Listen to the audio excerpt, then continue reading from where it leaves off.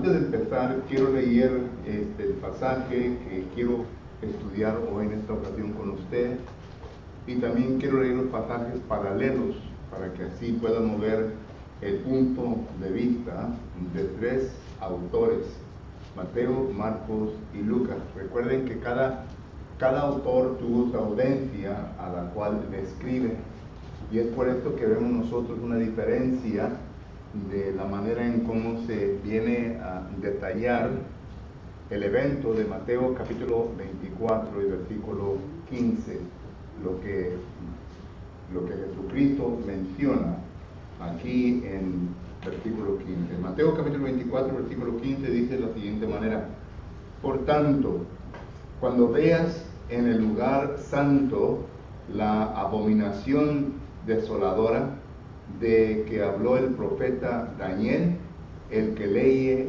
entienda. Recuerde que miramos nosotros que Mateo le está escribiendo únicamente a los judíos. Por eso es que cuando usted lee el libro de Mateo va a encontrar muchas citas de profecía o de escritura del Antiguo Testamento, porque Mateo está tratando de llegar a la mente judía para que ellos digan a entender. Y luego miramos el resto de los versículos hasta del 15 hasta el 20 que habla de este mismo evento. Marcos capítulo 13 y versículo 14 al 20, solamente voy a leer el 14. Marcos capítulo 13, versículos 14 al 20 habla del mismo suceso que habla Mateo capítulo 24, versículos 15 al 20. Dice Marcos capítulo 13, versículo 14: pero cuando veas la abominación desoladora de que habló el profeta Daniel, puesta donde no debe estar, el que lea entienda. Entonces los que estén en Judea huyan a los montes. Aquí miramos ya que Marcos le viene a añadir otra cosa, en el versículo 14, que la abominación desoladora va a ocurrir en Judea. Note lo que dice ahora Lucas capítulo 21.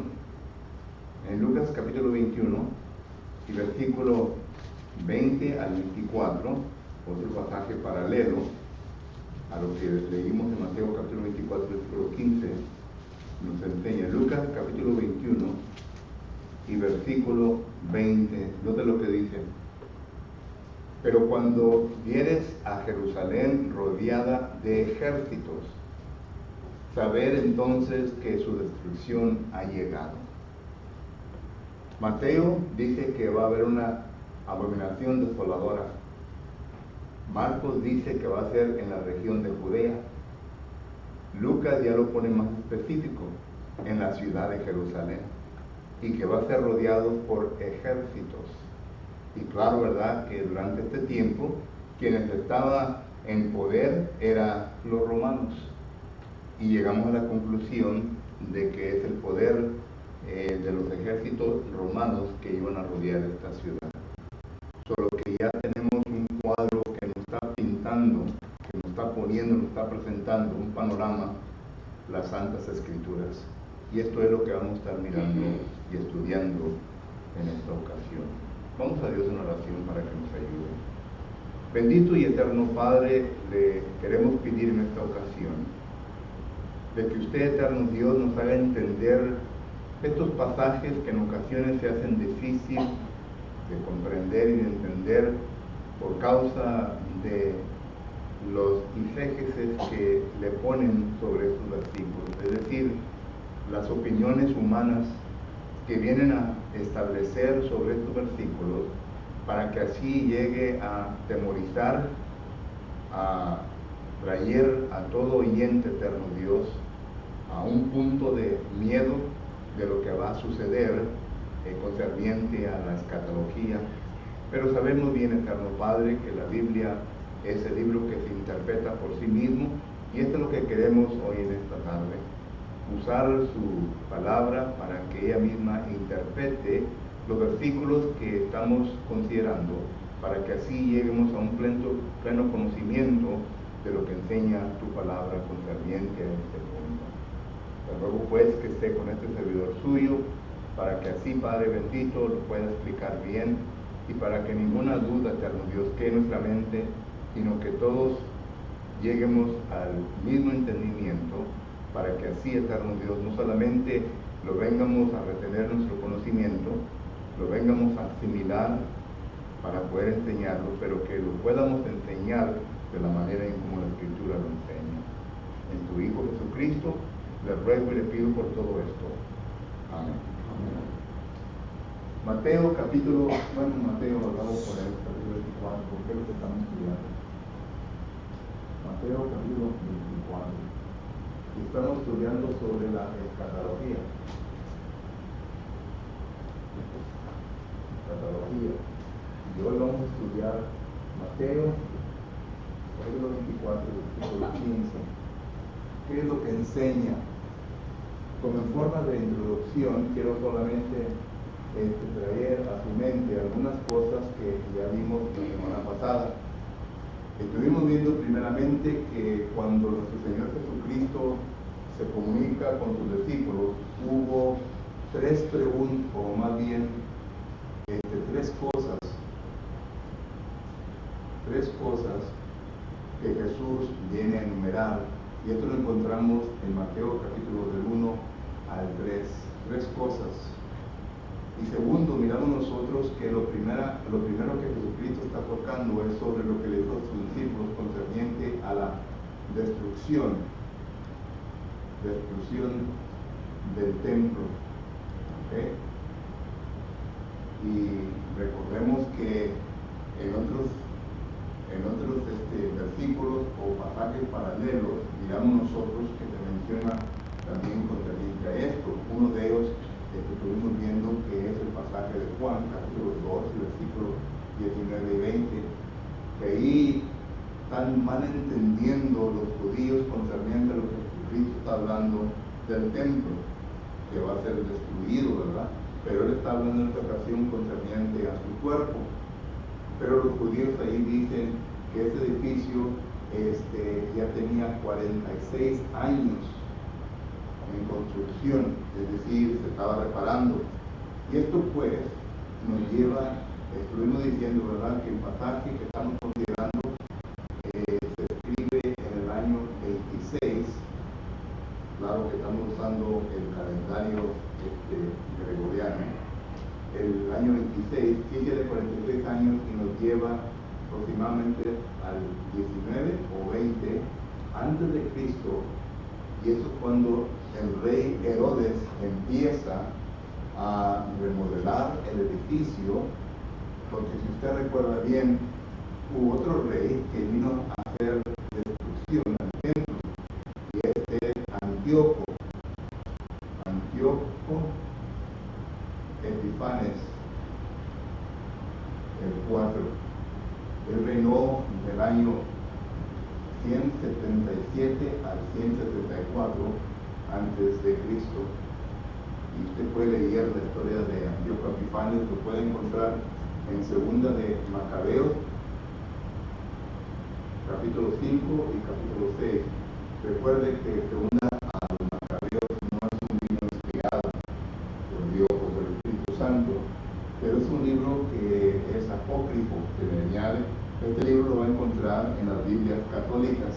Ellos sí creen en los libros apócrifos y ahí lo va a encontrar, pero si tiene una Biblia católica, la Biblia de Jerusalén es una Biblia católica, solo que lo puede ahí, Segunda de Macabeos, capítulo 5, capítulo 6, y ahí le dará la historia de cómo Antíoco Epifanes vino a destruir el templo en aquel entonces, que ya el año 19 y 20 comienza Herodes el Grande. Herodes el Grande comienza a construir o remodelar este edificio. Herodes el Grande reinó del año 4, me parece que al año 41, o 14, del 4 al 14, del 4 antes de Cristo al 14 después de Cristo. Solo que tenemos eso. Solo que esta es la historia gloria, es lo que hemos estudiado hasta ahorita. Y luego, el punto número 4, se encuentran de 5 a 6 señales que habla Mateo, capítulo 24, del 4 al 14, que habrán de ocurrir antes de que venga la abominación desoladora, antes de que venga la destrucción de la ciudad del templo. Preguntas o comentarios ahorita, no estoy dando un breve repaso. Ya lo está viendo. Muy bien. Ahora entonces entramos en el capítulo 25 y versículo 15. Perdón, capítulo 24, versículo 15.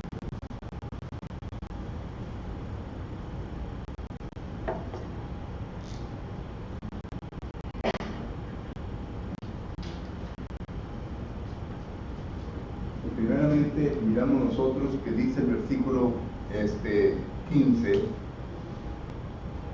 Oye, Lucas, déjame regresar a Mateo. Mateo capítulo 24, versículo 15. Por tanto, cuando veas en el lugar santo, en el lugar santo. El lugar santo es considerado Jerusalén y incluye también el templo. En Lucas capítulo 21, versículo 20, ahí mismo declara, es la misma interpretación de la Biblia concerniente al lugar santo. Recuerden que cuando leímos en Lucas dice, cuando mires en Jerusalén, y Jerusalén es considerado como el lugar santo en Mateo capítulo 24, versículo 15. Y la razón por qué es considerado lugar santo, pues tenemos varios pasajes del Antiguo Testamento que lo vienen a demostrar de tal manera. Es un lugar en donde se iba a empezar la iglesia, un lugar en donde iba a salir la palabra de Dios. Y creo que el versículo para esto, Daniel capítulo 2, versículo 44, Isaías capítulo 4 y versículo 3, Miqueas capítulo 2 y versículo 3, Miqueas capítulo 4 y versículo 2. También la palabra, pues podemos poner Isaías y Miqueas porque ellos también hablan de eso. Es el lugar en donde se iba a establecer Jesucristo como rey, rey, profeta. Esto lo miramos en Zacarías capítulo 6, versículo 11 al 12, Daniel capítulo 7, versículo 13 y 14. Por lo que hay varios pasajes en el Antiguo Testamento que vienen a demostrar que Jerusalén es el lugar santo, es el lugar en donde Jesucristo iba a nacer. Miqueas capítulo 4 nos habla de eso. Todo esto viene a indicar que es el lugar santo, pero que no hay ninguna equivocación. Y estamos mirando frase por frase para que entendamos, hermano, que la escritura se interpreta a sí misma. ¿Okay? Frase por frase, el lugar santo. Y claro que era el lugar en donde iba a venir el Espíritu Santo. Joel capítulo 2, versículos del 28 al 32, nos habla que el Espíritu Santo iba a venir sobre los apóstoles. Por lo que todo esto, ¿verdad?, indica la santidad del lugar, el lugar santo que es Jerusalén. ¿Pregunta o comentario? Muy bien, ahí vamos.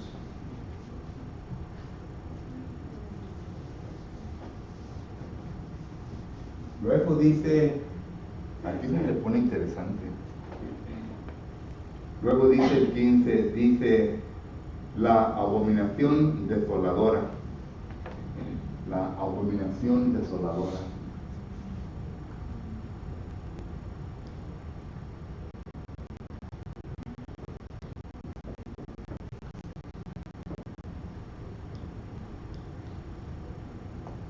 abominación desoladora.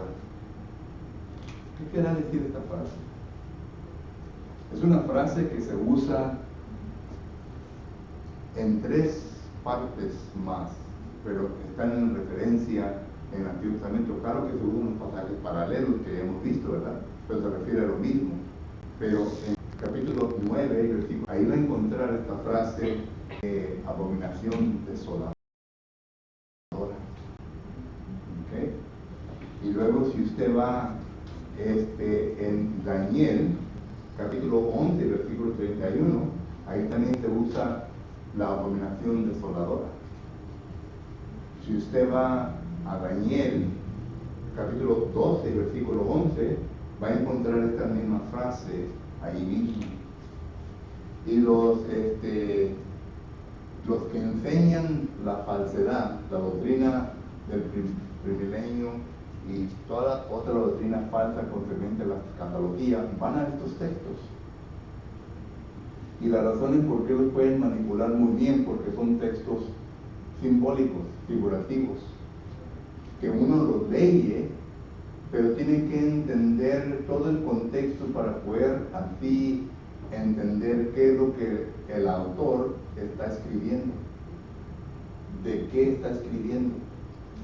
Cuando usted lee Daniel capítulo 9, versículo 27, pues ya entendemos que se refiere a la destrucción de Jerusalén. ¿Por qué?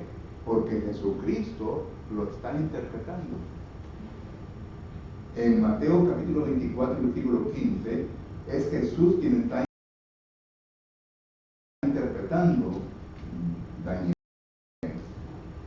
Y recuerden lo que dice, que es Primera de Corintios capítulo 2. Primera de Corintios capítulo 2 y versículo 10 dice la palabra de Dios de la siguiente manera. Primera de Corintios capítulo 2 y versículo 10, note. Pero Dios nos las reveló a nosotros por el Espíritu, porque el Espíritu todo lo escudriña, aún lo profundo de Dios. Santo, el Espíritu de Dios todo lo escudriña. Es el mismo Espíritu que Jesús tuvo, porque Jesús es Dios. Juan capítulo 10 y versículo que es 30 dice que Jesús y Dios son uno solo. Jesucristo tuvo el Espíritu Santo porque Él es Dios. En Él habitó corporalmente toda la deidad, dice el apóstol Pablo en Colosenses capítulo 12 y versículo 9. En Jesucristo. El versículo 11 dice, porque ¿quién de los hombres sabe? Estoy leyendo 1 Corintios capítulo 2 versículo 11. Porque ¿quién de los hombres sabe las cosas del hombre, sino el Espíritu del hombre que está en él? Así tampoco nadie conoce las cosas de Dios, sino el Espíritu de Dios. El Espíritu de Dios. Entonces, el Espíritu de Dios, el cual habitó en Jesucristo, es el cual está interpretando la escritura de Daniel, capítulo 9, versículo 27. Está interpretando Mateo, capítulo 24, versículo 15, que se refiere a Daniel, capítulo 9, versículo 27, esta misma abominación desoladora. Los pasajes que se usan también junto con esto no tienen ninguna relación con ellos. Ninguna. Porque estos pasajes de aquí ya se está refiriendo a otra abominación desoladora. Y se refiere a Antíoco Epifanes, el 4. Y él reinó del 175 al 164. ¿Otras profecías? Profecías. Pero está en lenguaje antiguo, simbólico. Entonces se refiere, porque ella habla del cuernito grande, el cuernito se refiere a Antíoco Epifanes el 4. Y vino a causar también muchos problemas a los judíos, e incluso él vino a destruir parte del templo. Y en la destrucción de parte del templo, Antíoco Epifanes hizo un caldo de marrano. ¿Qué tan grande estaba la olla? Pues no sé, ¿verdad? ¿Qué sabroso estaría? No sé tampoco. Pero lo hizo un caldo de marrano. Y entró al templo y lo vació sobre todo el piso del templo. El cuerpo era una abominación para los judíos. es. Entonces, lo que sucedió aquí, ¿verdad?, fue de que vino a Antíoco a hacer esto y luego hizo una estatua al dios a su dios, y le adoró ahí adentro del templo. Esa es la abominación desoladora que sucedió en ese tiempo. Todo esto empezó del año 168 al 167, cuando todo esto ocurrió. Cuando lea el libro de los Macabeos se va a dar cuenta de eso. Solo que esta es la abominación desoladora de la cual habla Daniel en capítulo 11, versículo 31, capítulo 12, versículo 11. Pero no habla de la destrucción de Jerusalén. ¿Okay? No habla de la destrucción de Jerusalén. Solo que no vengamos a confundir, no vengamos a unir estas dos abominaciones desoladoras con esto, porque eso se refiere a un evento separado a esto.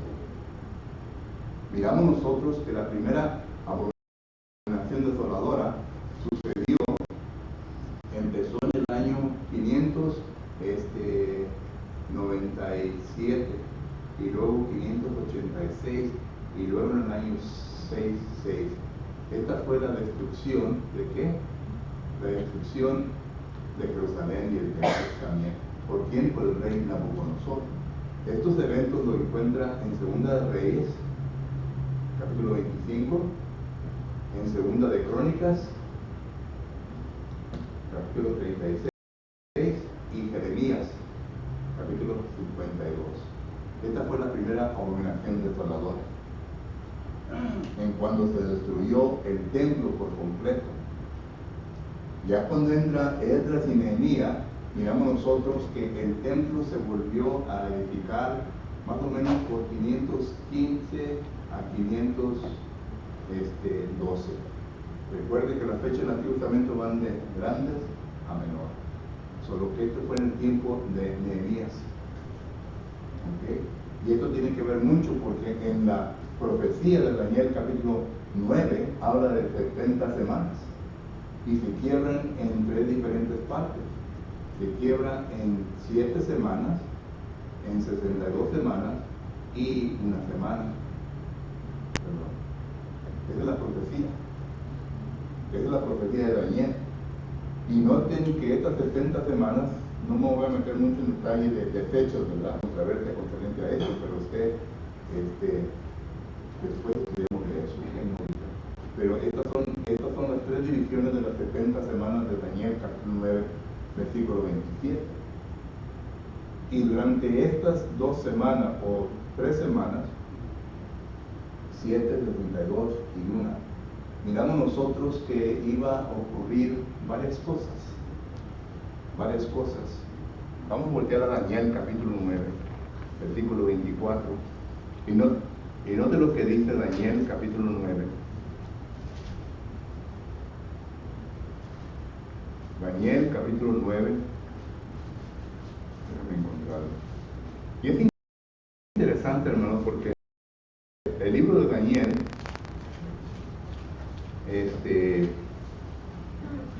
capítulo 9, versículo 24. Es interesante porque Daniel y Ezequiel, miren,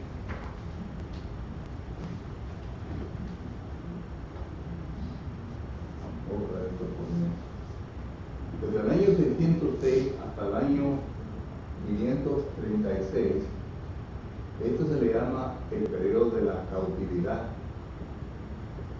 ¿Okay? Son 70 años. Esto lo declara Jeremías, capítulo 25 y versículo 8 al 12. ¿Okay? Pero durante el tiempo de la cautividad, que realmente empezó aquí, ¿verdad? Pero se viene a establecer de 606. Esta fue la primera invasión en donde llevaron a Daniel. Daniel lo viene mencionando en Daniel capítulo 1. Y luego vinieron la segunda demandación, ¿verdad? Ya, aquí llevaron toda la gente noble, toda la gente, todos los sacerdotes, toda la gente que era el liderazgo de la ciudad y del templo. Y luego vinieron por demás gente y luego ya aquí destruyeron todo. Pero antes de tiempo, los 2 profetas que profetizaron de este tiempo fue Ezequiel y Daniel. Ezequiel y Daniel. Lo que es interesante que en estos dos libros de Ezequiel y Daniel, ¿verdad?, vamos a tener muchas figuras concernientes al futuro, concerniente a lo que va a ocurrir en el futuro. Y una de las cosas que iba a ocurrir era el término de la dispensación judaica, de los judíos. Todo esto es, dicen bien que para algunos es cosa aburrida, ¿no? Porque mucho bla bla bla, bla bla bla, bla bla bla. Pero esto es lo que miramos nosotros concerniente a la historia del Antiguo Testamento. La cautividad, 70 años, Ezequiel y Daniel son los que están ahí. Y Daniel es el que viene a escribir sobre los reinos, los 4 reinos, bueno, los 5 reinos, porque el 5º reino era el que, la iglesia. Iba a venir un 5º reino que no iba a tener origen de manos humanas, ni que tampoco sería destruido jamás. Esa es la iglesia. Solo que entonces está hablando Daniel de todo esto. Y por último, ¿verdad?, miramos nosotros entonces, digo todo esto para llegar al punto que quería llegar, de que cuando Daniel habla de las 70 semanas, entonces está hablando de el esquema de redención de Jesucristo. Durante estas 70 semanas, note lo que iba a ocurrir. Vamos a leer Daniel capítulo 9 y versículo 24. 70 semanas están determinadas sobre tu pueblo y sobre tu santa ciudad. Ya determinamos lo que la Biblia se refiere a Jerusalén. Para terminar la prevaricación, bueno, aquí empieza ya. Entonces, voy a borrar esto, ¿ok? Bueno, déjame hacerlo ya, ¿no? Dice aquí, número 1, la rebeldía. Entonces uno le hace preguntas al texto, ¿verdad?, que estaba en forma de rebeldía en este tiempo. Bueno, ya hemos mencionado de que en el año el fiscal Floras, él reinó del año 64 hasta el 66. Y este hombre tuvo que ver mucho con la rebelión, ¿verdad?, la rebelión que hubo en Jerusalén. Se debían 17 talentos. Y este hombre, por malo que era, mandó soldados al templo para colectar de la tesorería del templo 17 talentos. Y lo tomaron a la fuerza. Y entonces los principales, los líderes del templo, se enojaron. Y entonces ellos comenzaron a hablar abiertamente, públicamente, en contra del fiscal. El fiscal entonces se enojó. Y el fiscal entonces mandó nuevamente soldados romanos al templo y sacó a todos los vino a poner en ridículo enfrente de toda la ciudad. Los vino a azotar públicamente y finalmente los vino a crucificar, como Roma era notorio para eso, en la cruz. Vino a sacrificar a todos los vivos. Durante este tiempo, y era como el año 66, durante este tiempo entonces Jerusalén quedó sin dirección. Como Jesús dice, ¿verdad?, él miraba a la gente que no tenía pastor, que no tenía nadie que lo guiara. Así quedó Jerusalén. Y entonces para este tiempo entraron los celotes, los esenios y los judaicos. Y ellos comenzaron a pelear por la autoridad. Esto se le llama una guerra civil entre ellos. Los celotes le tenían tanto coraje a los soldados romanos de Roma que los van a matar a los soldados de Roma. Y ellos entonces, hubo un grupo que salió de aquí que se llamaron los sicarios. Los que han visto la lista sicario, ¿verdad?, al principio empieza una definición que es la palabra sicario. Y un sicario es un asesinato profesional, uno que es enviado para matar. Pero estos eran enviados para espiar entre los judíos a ver quién estaba ayudando a los romanos y que los mataban. matarán también. Una matazón tremenda. Mientras aquí, ¿verdad? Entonces, todo esto empezó, y esta es la rebelión de la cual habla Daniel, para darle fin, dice aquí, para darle fin a la rebeldía, a la prevaricación que había en ese tiempo. Y luego note lo que dice, y poner fin al pecado. ¿Quién puso fin al pecado? Fue Jesucristo. Para poner fin al pecado y expiar por la iniquidad. ¿Quién hizo esto? Jesucristo. Romanos capítulo 3, versículo 24. Para traer la justicia perdurable. ¿Quién hizo esto? Jesucristo. Él trajo la verdad. Juan capítulo 1 y versículo 14 y 18. Y sellar la visión y la profecía. ¿Quién vino a cumplir todas las profecías durante su ministerio? Fue Jesucristo. Lo podemos probar bíblicamente. Y luego dice, y ungir al santo de los santos. ¿Quién fue ungido como el santo de los santos? Hechos capítulo 2. El apóstol Pedro dice, ustedes crucificaste ¿a quién? Al Cristo y al Mesías. La palabra Mesías quiere decir al ungido. Jesucristo fue ungido por Dios. En Mateo capítulo 3, cuando Jesucristo fue bautizado, dice, Dios por primera vez el Padre, he aquí mi Hijo, a él oír. Fue ungido. Y luego dice, sabes pues y entiendes desde la salida del orden de la restauración a edificar a Jerusalén hasta el Mesías príncipe habrá 7 semanas y 7 y 72 semanas, y se volverá a edificar la plaza y el muro en los tiempos angustiosos o angustiosos. Por lo que entonces miramos nosotros, todo lo que acabamos de hablar, todo se va a ocurrir. Pero mi punto es esto: ¿qué es lo que iba a ocurrir? El esquema de redención, y esto es Jesucristo. Ya para cuando el año 70 ya estaba todo eso cumplido. ¿Que no? Jesucristo ya había muerto. Jesucristo colgando de la cruz, ¿qué fue lo que dijo en Juan capítulo 19, versículo 30? Consumado es. Y la pregunta es, ¿qué es lo que fue consumado? ¿Qué vino a terminar? Ya terminó todo. El esquema de redención fue terminado. Ya no falta nada más para que usted y yo seamos ya salvos. En el Antiguo Testamento no salvos. La ley única nos apuntaba a que éramos pecadores, pero no nos daba la manera en cómo limpiarnos de los pecados. Y la Biblia dice en Romanos capítulo 3, versículo 24, que Dios pasó por alto los pecados de la antigüedad. ¿Hasta cuándo? Hasta que viniese Cristo. Hebreos capítulo 11, versículos 39 y 40 nos dice que nadie iba a ser perfeccionado aparte, sino que todos íbamos a ser perfeccionados juntos, refiriéndose a lo del Antiguo Testamento y el Nuevo Testamento.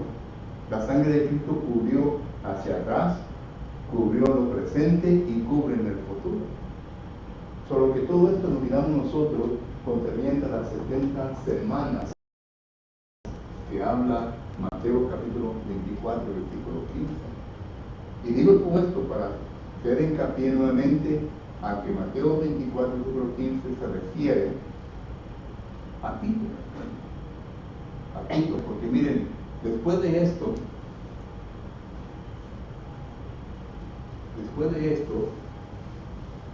ya entonces no solamente hubo una guerra civil en Jerusalén, pero digamos nosotros que desde el año 68 al 69 hubo una rebeldía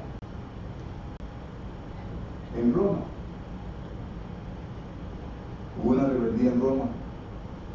Y Vespasiano, que vino a ser el emperador de Roma el año 79 hasta el 70, Vespasiano, que es el papá de Tito, el general Tito que destruyó Jerusalén, ellos venían hacia Jerusalén para destruirla. Pero Vespasiano fue llamado a Roma porque por causa de la rebeldía que se levantó. Durante este tiempo, mientras que Vespasiano andaba allá con la guerra, se levantaron 3 personas que trataron de ser los emperadores de Roma: Gaba, Otón y Betil. Estos 3 lucharon por el poder de Roma, pero realmente le pertenecía a Vespasiano. Ya entonces agarró el poder y pudo controlar la ciudad, ¿verdad? Y él reinó desde el 69 al 70. Vespasiano vino a reinar de enseguida hasta el 81, luego sigue el Domiciano, que fue esa dinastía, ¿verdad?, de esa familia. Pero que miramos nosotros que todo esto se incluye aquí en este texto, pero no lo vemos porque está escrito en el libro del historiador de Josefo. Cuando usted lee Josefo, usted va a leer todo esto. Y ahí está todo escrito sobre lo que sucedió ahí. Solo que luego viene Tito en el año 70 y destruye el templo, a Jerusalén, a todo lo que está allí, y se lleva, el resto de los judíos se los lleva en cautividad. Esta es la tercera abominación desoladora. La primera, la segunda con Antíoco Epifanes y la tercera con Tito. Desde ese punto en adelante, jamás se ha tratado de volver a edificar el templo. Existe una pared en Jerusalén, donde se acerca el judío y comienza a ver su oración allí, ¿verdad? Es solo que existe una porción de esa pared, del muro, pero ya no se ha tratado de fincar el templo, y todo eso estaba escrito, y está escrito en la palabra de Dios. Jesucristo vino a terminar con la dispensación judaica.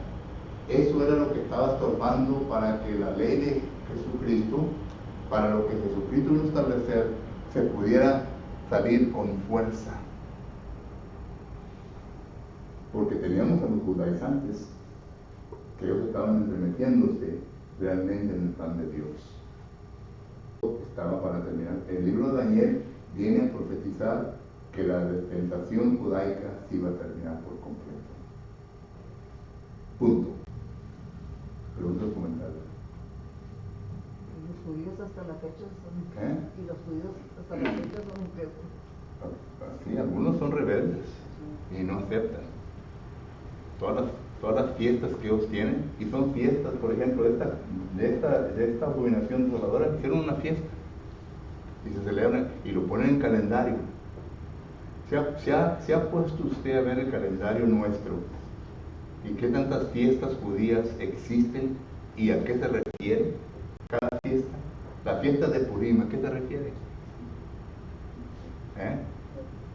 La fiesta que apenas acaba de ocurrir, desde mayo, no recuerdo cuál fiesta. ¿A qué se refiere? Investigue. Vaya a Google y Google esa fiesta, y a ver qué le dice. Pero son fiestas que han hecho concerniente a lo que ha ocurrido en la vida de ellos. Así como el 16 de septiembre, para nosotros, ¿qué es? ¿Qué pasó, brother? ¿No me dijeron? El 16 de septiembre es el día del grito. El día 5 de mayo, ¿qué pasa? El día 1 de mayo, ¿qué pasa? Es una fiesta nuestra, ¿verdad? Aunque no lo dan. No.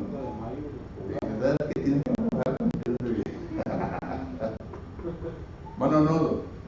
Digo, estaba pensando, ¿verdad? ¿Qué tanta maldad habría en estos años que destruían el templo, ¿verdad? Era un templo de Dios, ¿verdad? Y para destruir un templo, ¿verdad? Se requiere mucho coraje, mucha maldad, ¿verdad? No sé. El judío sí, ¿verdad? Y otra cosa que complica ya fiesta, y había, según José, dice que había 1.1 habitantes en una gran matazón. Y los que quedaron vivos se quedaron cautivos. Costaba ser cristiano, sí, porque era demasiada maldad, era para destruir un templo. El que se ponía enfrente, pues iba a morir, ¿verdad? No que era bien difícil, era para destruir los 3 templos, era demasiado coraje y maldad, ¿verdad? Y razones por qué le hablan abominación desoladora. Porque ¿qué creen ustedes que hizo Tito? Puso una estatua, no del sur, ¿verdad? Sino que del águila, del insignia de Roma, y los soldados adoraron adentro del templo. Adentro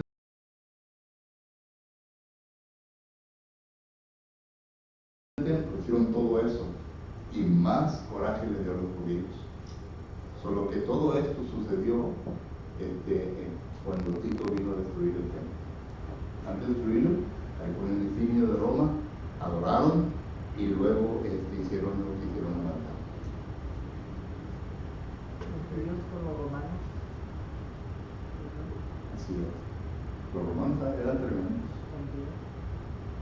Pregunta un comentario, no, porque ya se me acabó el tiempo. Bueno, una pregunta. Ya se me acabó el aire también. Bueno, disculpe mi ignorancia, pero en el caso de Daniel, ¿en qué cautividad fueron ellos? Usted habló de la cautividad y que agarraron líderes, agarraron como una posibilidad, agarraron gente especial, Sí. ¿verdad? Mi pregunta es, ¿en la cual fue cuando escogieron a Daniel de la En la primera. ¿Eso Cuando- mismo qué año fue, bueno? En el año 597. 597. Ya en el 586, en el 586 regresaron porque Nabucodonosor puso a un mismo judío ahí como gobernador, pero se rebeló en contra de él. Y entonces Nabucodonosor se enojó tanto que mandó, dijo, ¿sabes qué? Acaba con todo. Y esta fue la segunda. Ya entonces, digamos que la tercera pues fue fácil, porque hubo 3 invasiones. Pero estos capítulos, segunda de Corintios, segunda de Reyes, capítulo 25, 36 y Jeremías 52 habla de todo eso. Ahí fue donde al rey le sacaron los ojos, ¿recuerdan? Miró a sus hijos y luego le sacaron los ojos, y luego de cautivo también. Pero fue en el tiempo de Nabucodonosor. Y fue la primera posibilidad. Gracias. ¿Alguien más? Mano Álvarez. Oye, hermano, pero se supone que Zeus, así se llamaba el dios ese. ¿Mande? Zeus, No le allí entendí. donde dice Zeus. Antíoco Epifanes.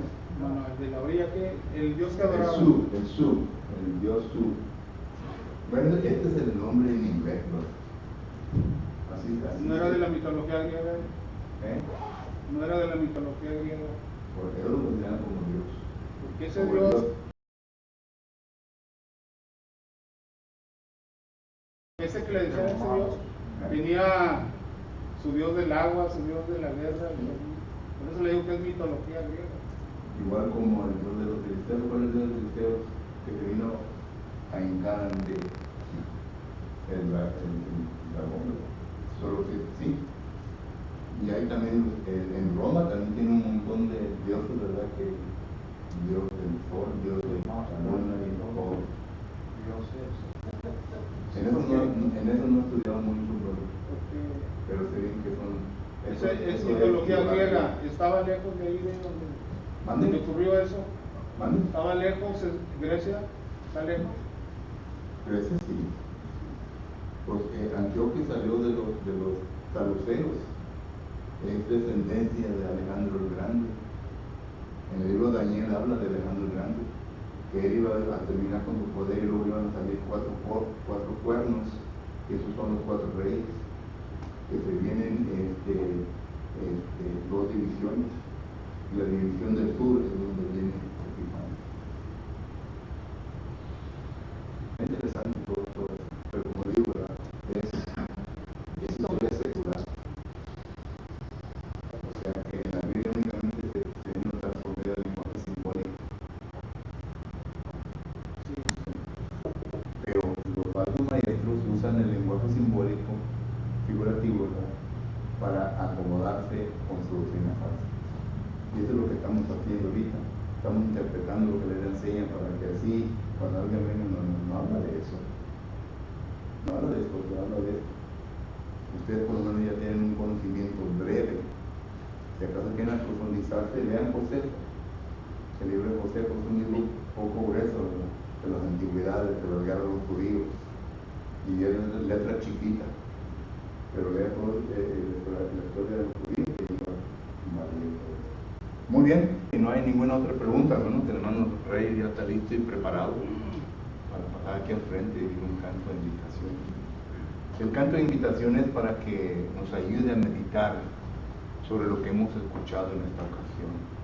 Si acaso algo nos ha llegado a nuestra mente y corazón y que nos ha llevado a pensar en nuestra propia vida, en cómo nosotros necesitamos que mejorar o cambiar, y pensamos entre sí mismos, bueno, yo en este momento necesito las oraciones de mis hermanos para que me ayuden a poder llegar a ese punto en mi vida. Para eso estamos, para ayudarnos unos a los otros.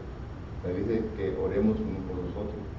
Pero si usted, ¿verdad?, está en la situación de que primeramente tiene que entrar en Cristo Jesús, bueno, también le damos oportunidad para que usted, que está en esa condición, lo piense y lo medite muy bien. Yo no lo voy a salvar, su esposo, su esposa no lo va a salvar. Lo que le va a salvar es Cristo Jesús. Pero para encontrar salvación tiene que estar en Cristo. Y la única manera en cómo entra en Cristo es por medio del bautismo. El bautismo lo pone en Cristo. Pero para llegar a ese punto, ¿verdad?, uno necesita que oír el Evangelio, la palabra de Dios. Porque por medio del oír la palabra de Dios viene la fe. Ya hablamos de esto en la mañana. Viene la fe. Y cuando fe se produce en nosotros mismos, eso nos lleva a ciertas cosas que tenemos que hacer para llegar al bautismo. Número 1, tenemos que arrepentirnos. Tiene que haber un cambio de nuestra mente y nuestra vida para que podamos vivir de acuerdo a la voluntad de Dios. Número 2, tenemos que confesar a Cristo Jesús como nuestro Salvador, que Él es el Salvador, así como lo dice el eunuco, Hechos capítulo 8. Y finalmente tenemos que ser sumergidos en las aguas del bautismo para que así el hombre viejo venga a morir. Y cuando el hombre viejo viene a morir, viene a resucitar de las aguas del bautismo una nueva persona. 1 Pedro 3:21 dice: el bautismo que ahora nos salva, no quitando las impurezas de la carne, sino que dándonos una aspiración limpia, clara en nuestra conciencia hacia Dios. Y esto es lo que el Espíritu Santo hace. Cuando la persona es sumergida en las aguas del bautismo, allí yo no lo miro, usted no lo mira, pero ahí ocurre la obra del Espíritu Santo. El Espíritu Santo, según 1 Corintios capítulo 6, versículo 11, viene a justificarnos, es decir, viene a quitar todo pecado en nuestra vida. Viene a santificarnos, es decir, viene a consagrarnos, nos aparta, aparte, ya no somos la misma persona, nos aparta juntamente con aquellos quienes habrán de ser salvos. Hechos capítulo 2 y versículo 47. Y estando ya ahora en el lugar en donde el Espíritu Santo ya puede trabajar fácilmente con nosotros, en llevándonos de paso a paso hacia una madurez cristiana. Eso se le llama la obra santificadora del Espíritu Santo. Por lo que si usted está sujeto a esto y necesita que hacer esto esta noche, le invitamos también para que lo haga. Mientras nos ponemos de pie,